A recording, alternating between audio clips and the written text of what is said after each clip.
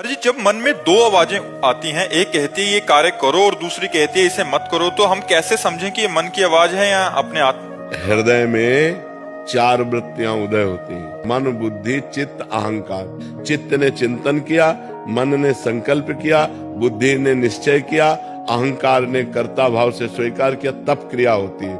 अब बुद्धि अकेले निर्णय नहीं कर सकती, बुद्धि में विवेक होना चाहिए, और विवेक सत्संग से प्राप्त होता है। बिन सत्संग विवेक न होई, और राम कृपा बिनु सुलभ न सोई। बुद्धि तो सबके पास है पर विवेक नहीं। छोटे छोटे बच्चों में बड़ी तीव्र बुद्धि है पर विवेक नहीं।